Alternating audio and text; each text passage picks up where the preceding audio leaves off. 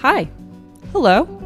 Welcome to Nice People, where we talk about the kinds of things nice people don't talk about. My name is Heather.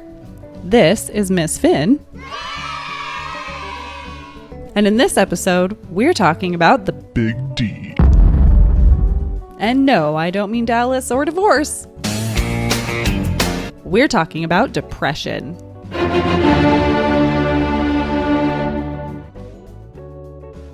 There are around 300 million people living with depression every year. But despite how common and widespread it is, there's still a lot of stigma and myths and misconceptions about what living with depression can be like. People who don't have depression tend to think that it's essentially just feeling sad, a negative mindset, something you can choose to snap out of or take a pill for and be good as new. Or in other words, it's a choice and it's not that serious. But in reality, depression is the leading cause of disability worldwide, and people die from it every day. I've had depression for over 20 years, so I thought it might be helpful to talk about the symptoms and some of the different types of depression and share some experiences of what living with it and undergoing various treatments for it can be like. But before we dive in, I have to give a disclaimer. I am not a mental health professional, and nothing in this video can be used to diagnose you or anyone else with depression. This is for entertainment and educational purposes only. Also, I will be covering some sensitive and potentially triggering subject matter, so viewer discretion is advised. I'm going to cover the 9 symptoms listed in the DSM, which is what's used to diagnose people with depression. Mind you, I don't have a copy of the DSM, so this is just based on what I found online. Although you don't need all 9 of the symptoms to be diagnosed with depression, there are a few things that must be true about the symptoms that you do have. You must have at least 5 of the symptoms every day for most of the day for at least 2 weeks. The symptoms must be a change from how you normally are, and they must cause significant distress or impairment. The symptoms can't be better explained by another mental disorder. You can't have had a manic or hypomanic episode, because then you're heading into bipolar disorder territory. Even though bipolar disorder includes depressive episodes, it is its own disorder entirely. But let's look at the symptoms, shall we? Number 1, depressed mood. This is the symptom of depression that most people are familiar with, feeling sad.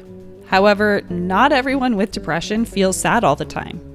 In fact, my depressed mood mostly consists of emptiness and hopelessness, not sadness. Number 2, loss of interest or inability to derive pleasure from all or almost all activities and hobbies that were once enjoyable. This is also called anhedonia. I've had this one pretty bad for the last 4 to 5 years, and it came on pretty abruptly and for no apparent reason. In fact, I can still remember when it happened. A few years ago, I was making YouTube videos and loving it. And then one day, I sat down to edit a video, like I'd been doing regularly for some time, but something was different. I didn't feel any of the joy, excitement, or motivation to create like I always had. At first, I thought it must be temporary, like burnout or something, even though that didn't really make sense because I was still really enjoying making videos. But I thought, okay, I'll take a break from this for a little while and come back when whatever this is has passed. Yeah, that was 4 years ago. Still hasn't come back. Also, this is true for everything that I used to enjoy. Number 3, difficulty concentrating, making decisions, thinking, and performing everyday tasks. Everything there was to do seemed like too much work. I would come home and I would see the red light flashing on my answering machine. And instead of being thrilled to hear from my friends, I would think, what a lot of people that is to have to call back. Or I would decide I should have lunch, and then I would think, but I'd have to get the food out and put it on a plate and cut it up and chew it and swallow it. And it felt to me like the Stations of the Cross. And one of the things that often gets lost in discussions of depression is that you know it's ridiculous. You know it's ridiculous while you're experiencing it. You know that most people manage to listen to their messages and eat lunch and organize themselves to take a shower and go out the front door, and that it's not a big deal. And yet, you are nonetheless in its grip, and you are unable to figure out any way around it.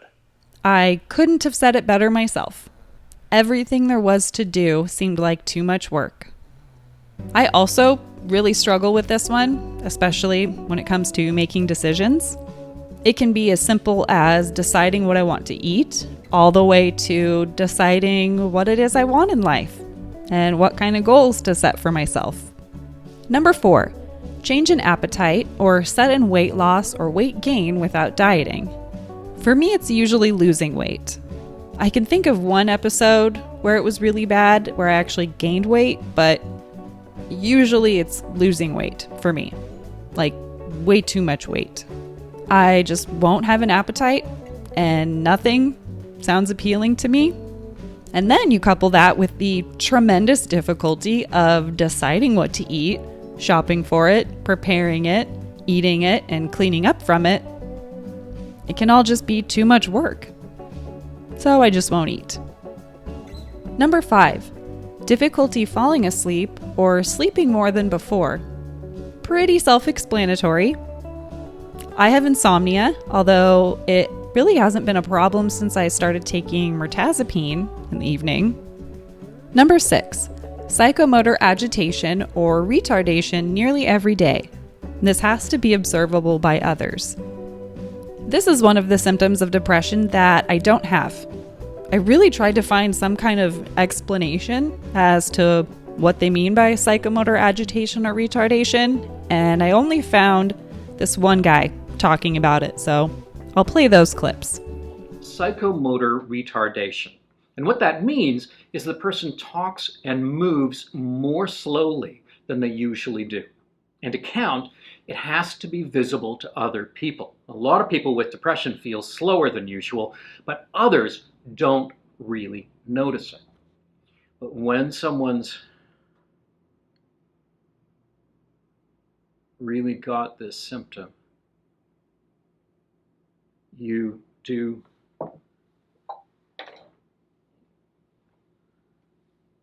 see it. The other direction is called psychomotor agitation. The agitation is a speeding up of movement or difficulty sitting still. You know, there's a really antsy feeling about it, and usually there's a fair bit of distractibility as well. It's hard to stick with a task, and if they try to force themselves to, let's say, keep sorting through a stack of papers, they may have a rising sense of panic. In terms of distraction, it's a little like what people with attention deficit disorder describe. I just can't sit here. And again, it has to be visible to others and be a change from their usual style. Number 7, fatigue. Oh, fatigue. Fatigue, fatigue. Fatigue sucks. But fatigue is not daytime sleepiness, a feeling that you could fall asleep easily if you laid down. This is more a sense that your energy is depleted. Like everything takes more energy than it normally would. It's more a sense of profound physical weakness. When I'm fatigued, my body will feel like I've been doing heavy labor all day, and I just cannot muster the energy to do even basic activities. It's like everything requires so much more effort than it normally would. And fatigue isn't just physical, it's also mental. There's a mental component to fatigue as well. It can seem almost impossible to get yourself moving. Initiating behavior becomes very difficult. So you're sitting on the couch thinking you should really get up and do the dishes, but this profound sense of inertia overtakes you. Number 8, feelings of worthlessness or excessive or inappropriate guilt. And this can be delusional. In very basic terms, delusions are firmly held beliefs that contradict reality and despite evidence to the contrary. Often the way that I see it is it's like trying to convince someone that the sky is red instead of blue. You know, because the depressed person is looking up at the sky, you know, and seeing blue, and you're saying, no, it's red. And when you're talking to them, you're saying, your life is good and you don't have to think those bad thoughts about yourself. They believe that it's true that they're a bad person. That it's not just a question. Maybe I'm a bad person. They believe, they feel that it's true that they're a bad person. And even if you go down the line and say all the good things about them, Right. the pervasiveness of the depression makes it so that even against evidence, they will still believe that they're a bad person. Some of my own delusions are that I am worthless and unlovable. I think this can also be attributed to my childhood trauma. We won't go down that road today. Another one of my delusions, and this one makes me feel like shit every day, is that I'm a bad pug mom. I know it probably seems really silly, but I cannot overstate just how much this weighs on my heart and how tremendously guilty I feel. Now, people who actually know me and know what kind of dog owner I am all say that I take great care of her. Every time I take her to the vet, she's always in excellent health. One time we were in an elevator with a vet who I didn't know, and even he said he could tell that Finn is a very happy dog and that she's really well taken care of. All of this evidence to contradict my beliefs, and I can even acknowledge that these are very likely delusions. But it just doesn't matter. I still believe it to my core to be true. Before we move on to number 9, I want to give you one last content warning. We are going to be talking about suicide, suicidal ideation, and self-harm. I'm pretty sure I have to censor those words for YouTube if I want any chance of you seeing this video. A very prevalent myth about suicide and suicidal ideation is that talking about it will somehow drive people to do it. All of the evidence says otherwise. We need to be talking about this. I understand that some people are triggered by sensitive subjects like this, so if you need to skip ahead, that's fine. I will put a timestamp in here so you know where to skip ahead to.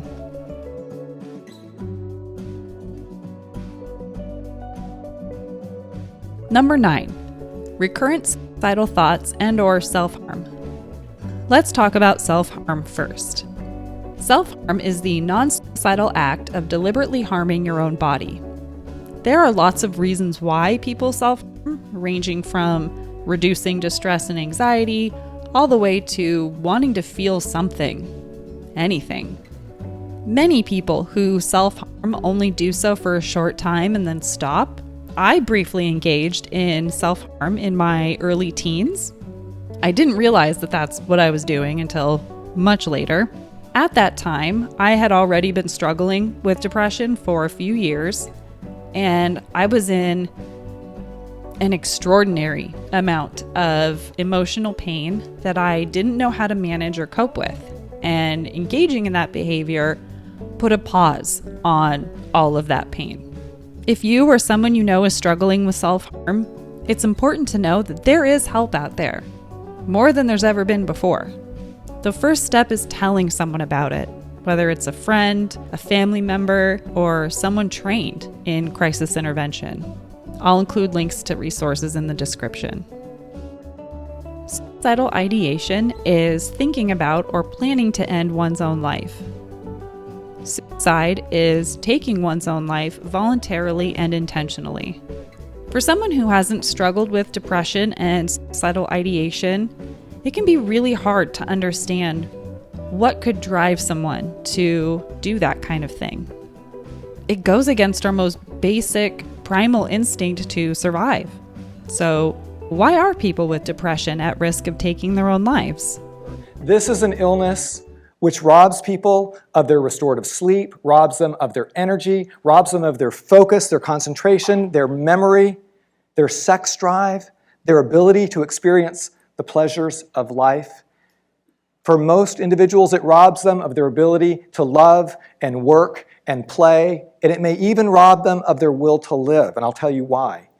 Because we now know depression lights up the pain circuitry of the brain to such an extent that most clinically depressed individuals, if you talk to them and they let their guard down, they will tell you, as they've told me hundreds of times, it's torment, it's agony, it's torture.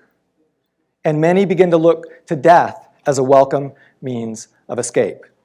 Depression is the main driver behind suicide, which now claims over 1 million lives every year. In my 20 plus years of having depression, I would say that for most of that time, I wasn't struggling with suicidal thoughts.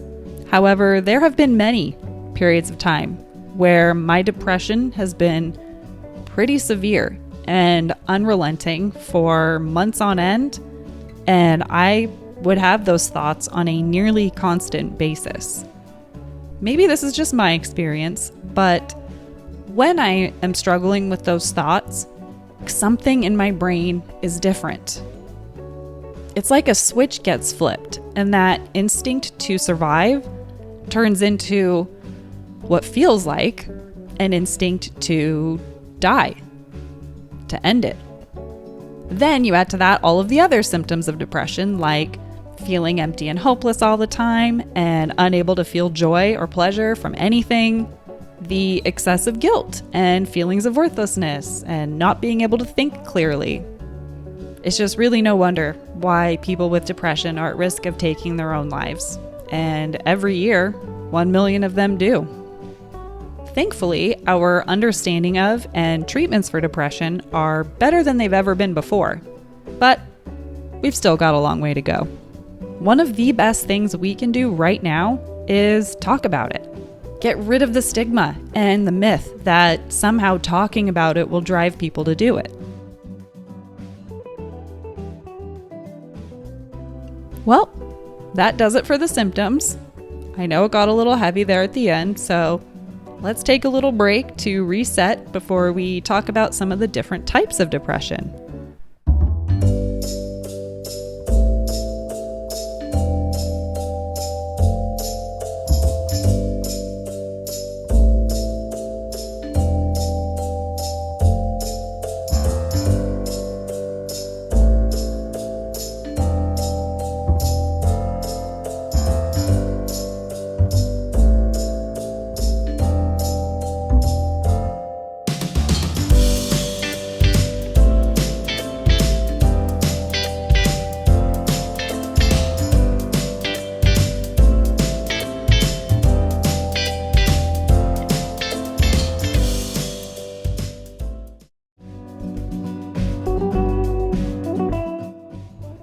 What we colloquially refer to as depression is actually called major depressive disorder. And did you know that there are actually several different types of depression? Generally speaking, they all share the same core set of symptoms, which we just went over. But they can vary in onset, duration, severity, and even treatments. I want to highlight just a handful of the more common types. Number 1, seasonal affective disorder.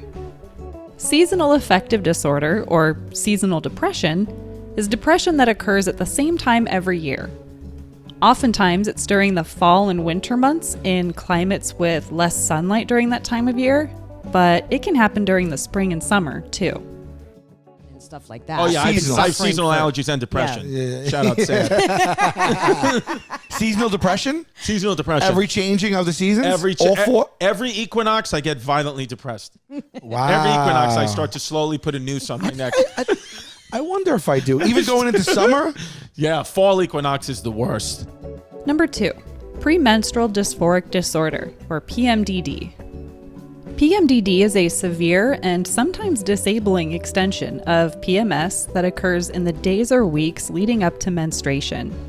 Some common symptoms include sadness or hopelessness, anxiety or tension, extreme moodiness, and marked irritability or anger. I used to think that PMDD was just bad PMS, maybe a little more emotional, perhaps more intense food cravings, bad cramps, etc. But a few years ago, I started having PMDD, and oh my God, it is not just bad PMS. I've had bad PMS plenty of times. PMDD is on a whole different level. It's like comparing a bottle rocket to a stick of dynamite. The way that it usually goes for me is that for a few days, I'll be a little more irritable than usual, and I'll feel like relatively minor things are a much bigger deal than they are. And then a few days after that, I'll just be going about my normal business, and all of a sudden, I will get hit with overwhelming sadness and hopelessness, and thoughts will start popping up in my head that I should kill myself. Yeah, this shit is really serious. Now, because I've been through this cycle so many times, and because of how rapid that shift in my mood is, it immediately clues me in to check the calendar, and every time it's like, oh, yep, that checks out.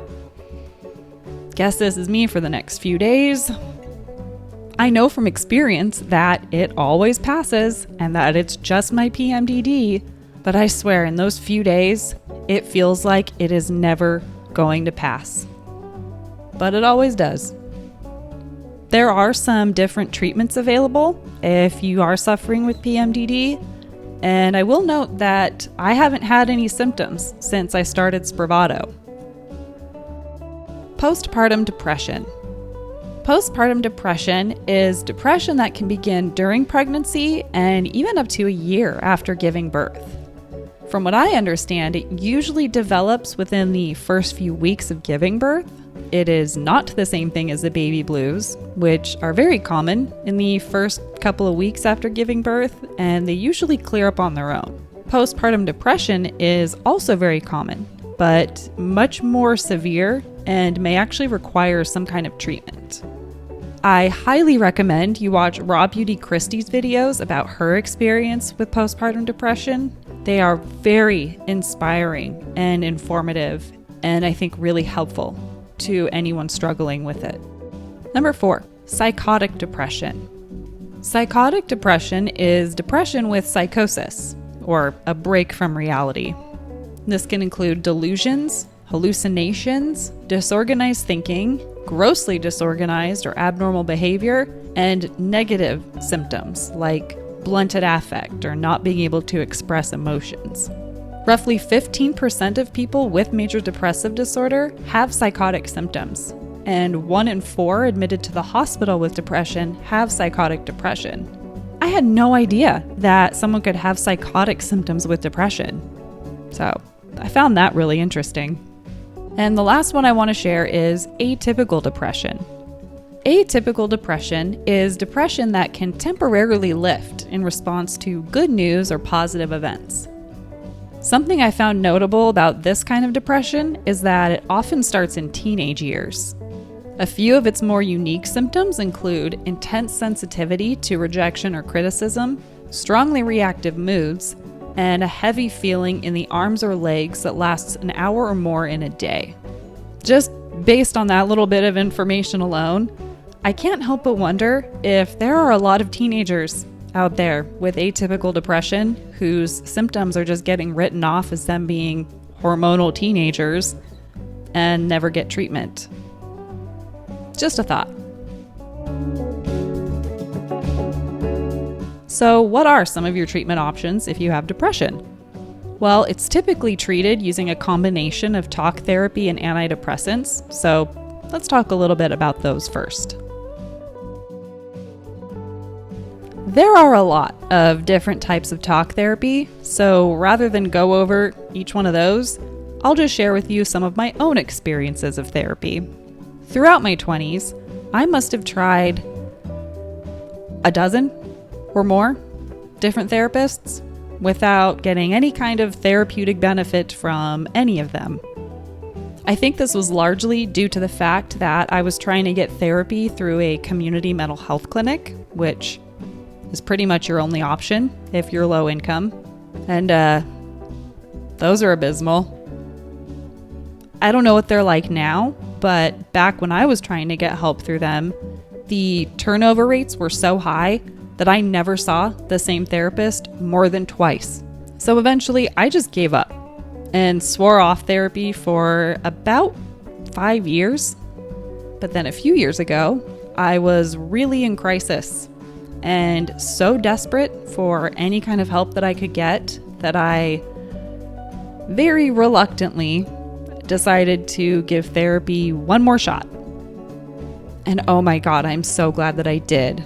This time, I was able to find a therapist outside of community mental health that specializes in my particular disorders and who I feel really at ease talking to. And this has made all the difference. I highly recommend that if you have the means, find a therapist. Find someone that you can really connect with, and just know that you might have to try several different therapists before finding one that really works for you. Also, please support politicians and programs and policies aimed at increasing funding and access to mental health treatment for everyone, but especially for low-income people, because there is nowhere near enough resources, and I think we can all agree everywhere we look, we're seeing the consequences of that. Also, I highly recommend the Psychology in Seattle podcast and YouTube channel. Dr. Honda is wonderful, and he puts out educational and entertaining content, I believe, every day. One more time, I am not a mental health professional or a doctor. My understanding of them is rudimentary at best, and this is not an endorsement or any opinion really on whether or not you should take them. I'm just giving you a basic overview and some of my own opinions and experiences with them. Generally speaking, most antidepressants work by increasing the amount of serotonin, dopamine, and/or norepinephrine in the brain. The most commonly prescribed antidepressants are SSRIs, and there are other classes of antidepressants, but the main takeaway is that they increase the levels of serotonin, dopamine, and/or norepinephrine in the brain. Some important things to keep in mind about antidepressants, and again, this is just my advice and experience, are that number one, it can take up to 8 weeks of taking the medication daily for it to reach a therapeutic level in your system, and you can start seeing how it affects you. I cannot tell you how many times I have heard people say that they took an antidepressant for a few days or a week and then stopped because they didn't think it was working. Well, yeah, you didn't give it long enough to start working. Also, you should never stop taking an antidepressant without discussing it with your prescriber first. It is dangerous, and there are some potentially severe consequences for doing so. Don't do it. Number two, it can take multiple attempts to find the right antidepressant or combination of antidepressants that work for you. In the beginning, it's just kind of guesswork as to which neurotransmitters you might be lacking in your brain. Maybe you need an SSRI. Maybe you need an NDRI. Maybe you need both. You won't know until you try. And remember, this can take months to work out, not days. The point I'm trying to make is that just because 1 or 2 antidepressants don't work for you, doesn't mean that none of them will. Unless, of course, you're like me and have treatment-resistant depression. Oh, that's right. Roughly a third of all people with depression don't respond to antidepressants. So what? If you have treatment-resistant depression, are you just shit out of luck? Nope. Not at all. There are actually a few different treatments available for treatment-resistant depression and some very promising research into a few others that hopefully will become available soon. I've actually tried 2 of the currently available treatments, so I'll share a little bit about those with you. Transcranial magnetic stimulation, or TMS. Research has shown that chronic or untreated depression can actually cause parts of your brain to shrink. TMS uses magnetic pulses to stimulate areas of the brain known to be associated with depression. During the treatment, you're awake the whole time, and to me, it just felt like a tapping sensation on the same part of my scalp. Totally painless. The appointments were 15 minutes tops, but I had to go 5 days a week for like 14 to 16 weeks. I know that sounds like a huge commitment, and it is, but it really quickly just became a normal part of my morning routine and really wasn't a big deal at all. Also, I needed a lot more treatments than the average person, so not everyone needs to go for 14 to 16 weeks. The potential side effects are pretty mild, like mild scalp discomfort where the treatment is administered. Again, to me, it just felt like tapping, not painful at all. Some people report having mild headaches. The only side effect I experienced, and this is actually a good thing, it was a sign that the treatment was working, was brain fatigue. As for its effectiveness, prior to starting TMS, my depression score was 24 out of 27.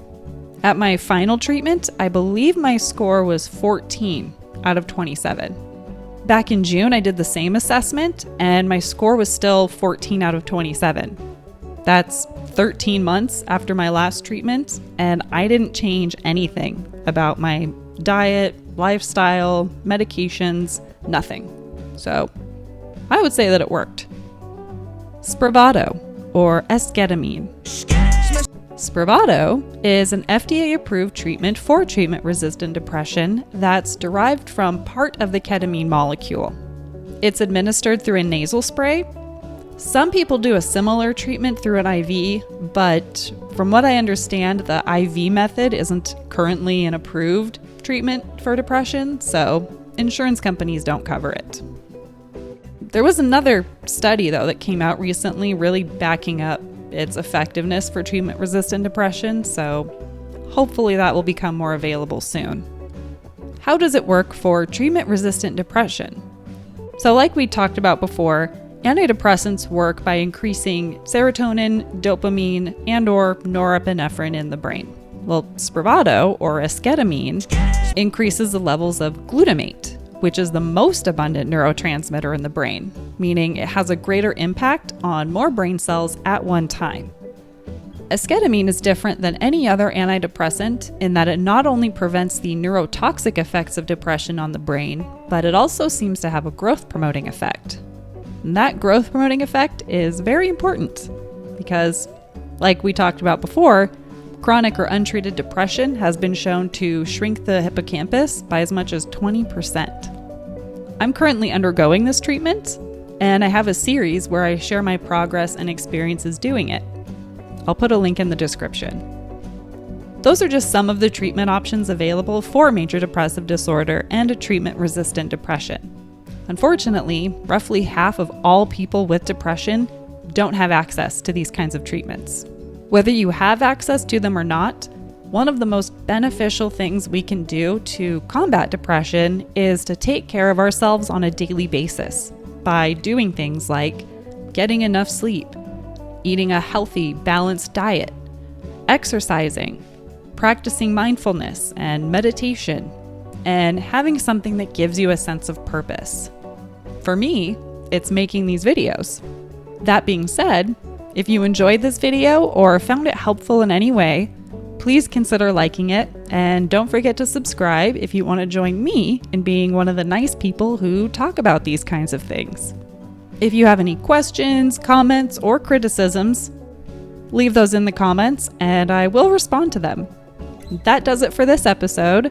Thank you for watching. I really appreciate it, And as Dr. Honda would say, take care of yourselves and each other because we all deserve it. We really, really do.